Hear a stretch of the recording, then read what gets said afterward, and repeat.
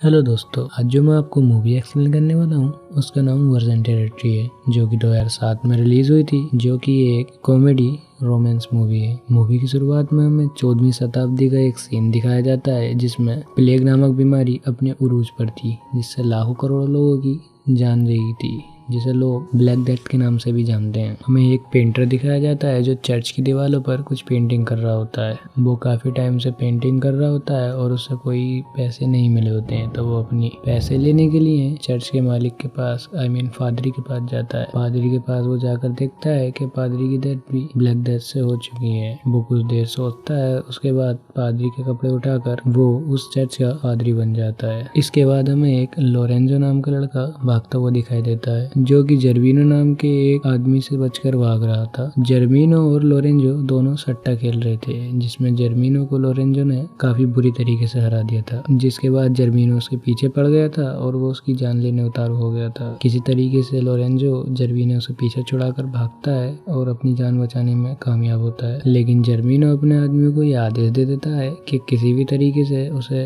Lorenzo को पकड़ना है, चाहे जिंदा या मुर्दा। लोरेंजो का दोस्त लोरेंजो को ये राय देता है कि लोरेंजो इस राज्य से कुछ समय के लिए बाहर को चला जाए ताकि उसकी जान बची रहे, क्योंकि जर्विनो काफी खूंखार होता है और वो अपना पैसा किसी पर नहीं छोड़ता है। इसके बाद हम पैम्पिनिया नाम की एक राजकुमारी को देखते हैं, जिसके माता पिता की डेथ भी प्लेग नामक बीमारी से ही हुई थी। तभी वहाँ जर्विनो आता है और वो उससे कहता है, अब तुम क्या करोगी? तुम्हारे माँ बाप तो अब जिंदा रहे नहीं है, तुम इस दुनिया में बिल्कुल अकेली हो, तो क्यों ना तुम मुझसे शादी कर लो। लेकिन पैम्पिनिया उससे मना कर देती है। वो कहती है वो रशिया के राजकुमार से ही शादी करेगी, उसने उससे वादा किया है जिसका नाम चर्चिस है। तभी जर्विनो पैम्पिनिया को बताता है कि तुम्हारे माता पिता ने मुझसे बहुत सारे पैसे उधार लिए थे और अब तुम्हारे पास सिर्फ यही घर बचा है। अगर तुम्हें ये घर चाहिए तो तुम्हें मुझसे शादी करनी होगी। दूसरी तरफ लोरेंजो अपनी जान बचाकर भाग रहा होता है। तभी रास्ते में लोरेंजो को एक आदमी मिलता है जो एक डेड बॉडी लेकर जा रहा था। लोरेंजो उस मरने वाले आदमी के बारे में पूछता है तो वो दूसरा आदमी बताता है कि एक गूंगा बहरा था जो चर्च में माली का काम करता था, जो इसकी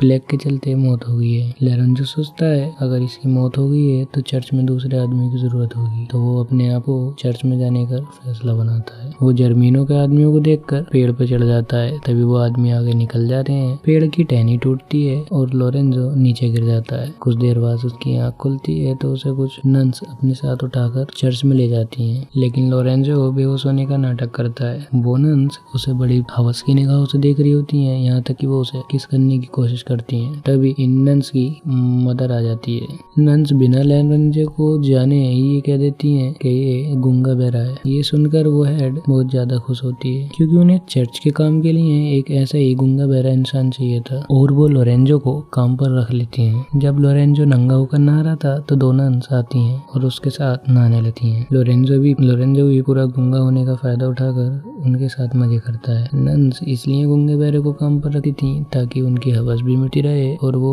किसी को बाहर जाकर कोई बात ना बताए। इसके बाद हम पैम्पिनिया को देखते हैं जो जर्विनो से परेशान होकर चर्च में रहने का फैसला करती है। ये वही चर्च होता है जहाँ लोरेंजो गूंगा बहरा होकर रह रहा होता है। जब नन्स पैम्पिनिया को कपड़े पहना रही होती हैं तो उसकी नजर लोरेंजो पे पड़ती है। वो पूछती है कि ये कौन है, तो नन्स बताती हैं ये चर्च का माली है जो कि गूंगा बहरा है। जब लोरेंजो फूलों को सहला रहा होता है तब उसे एक नन अपने पास बुलाती है और अपने रगड़वाती है। ये सब देखकर पैम्पिनिया को बहुत अफसोस होता है, क्योंकि वो लोरेंजो से मोहब्बत करने लगी थी। यहाँ रशिया का राजकुमार जर्जिस भी महल में पहुंच चुका था। जर्विनो उससे कहता है कि पैम्पिनिया अब उससे शादी करने वाली है। ये सुनकर जर्जिस वहाँ से जाने लगता है। तभी बाहर एक आदमी उसे एक लेटर देता है जिसमें लिखा होता है क्या पैम्पिनिया शहर से बाहर गई है। ये सुनकर जर्जिस वहाँ से निकल पड़ता है। अगले सीन में हमें दो नन लोरेंजो के पास आती हुई दिखाई देती हैं। दरअसल उन्हें पता चल गया था कि बाकी की नन लोरेंजो के साथ मजे करती हैं, तो वो भी यही करने आई थी हैं। धीरे धीरे पैम्पिनिया लोरेंजो को पसंद करने लगती है और उसकी तरफ अट्रैक्ट होने लगी थी। एक दिन पैम्पिनिया लोरेंजो को गाना गाते हुए देखती है। उसे पता चलता है कि यह आदमी गूंगा बहरा नहीं है बल्कि लोगों का चूतिया काट रहा है। एक दिन पैम्पिनिया लोरेंजो के पास अकेली आती है, उसकी आंखों पर पट्टी बांधती है और उसे किस करती है और उससे कहती है कि वो लोरेंजो प्यार करती है और उससे शादी करने के लिए भी तैयार है और उसके बाद वहाँ से चली जाती है। आंखों पर पट्टी बंधी होने के कारण लोरेंजो ये पहचान नहीं पाता कि वो लड़की कौन थी।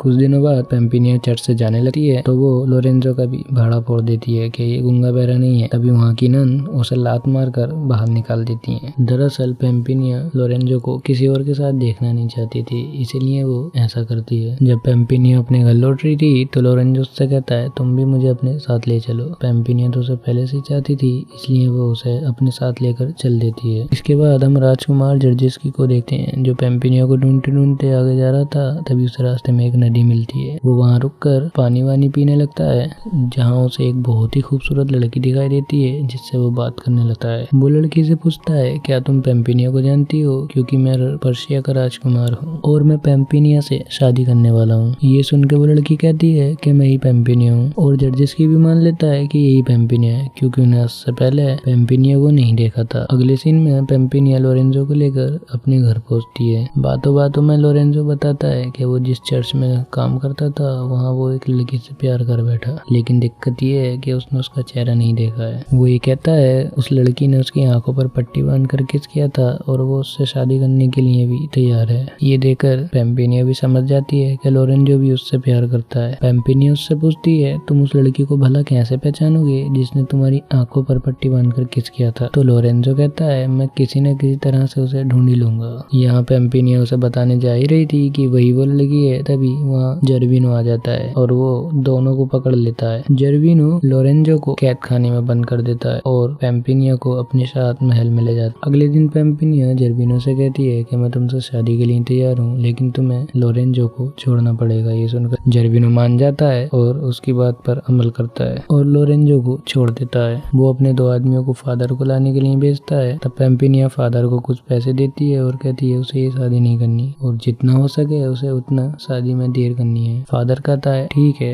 ये फादर वही होता है जो चर्च में पेंटिंग का काम करा करता। उधर 2 आदमी लोरेंजो को लेकर जंगल में जा रहे थे। उनका ये प्रोग्राम था कि उसे जंगल में ले जाकर जान से मार देंगे। इससे पहले कि वो कुछ कर पाते लोरेंजो उन्हें पछाड़ देता है और वहाँ से भागने लगता है। वो देखता है कि जर्जिस्की भी पेम्पिनिया के पास जा रहा है तो वो भी उसका पीछा करते हुए पेम्पिनिया के पास जाता है। वहाँ पहुंचकर वो देखता है लोरेंजो पेम्पिनिया के साथ जबरदस्ती शादी कर रहा है। तभी वहाँ जर्जिस्की भी आ जाता है और जर्जिस्की के पास एक लंबी गन थी जिसे देखकर जर्विनो वहाँ से भाग खड़ा होता है। लोरेंजो और जर्जिस दोनों मिलकर जर्विनो के आदमियों को मारते हैं और आखिर में लोरेंजो जर्विनो को भी मार देता है। पेम्पिनिया जर्जिस्की से कहती है कि वो उससे शादी नहीं कर सकती क्योंकि वो लोरेंजो से प्यार करती है। जर्जिस्की जब उसका चेहरा देखता है तो वो कहता है तुम वो पेम्पिनिया नहीं हो जिससे मुझे शादी करनी है। तभी वो लड़की आती है जो जर्जिस्की को झील पर मिली थी। असल में ये पेम्पिनिया की जिगरी दोस्त मालिनिया थी।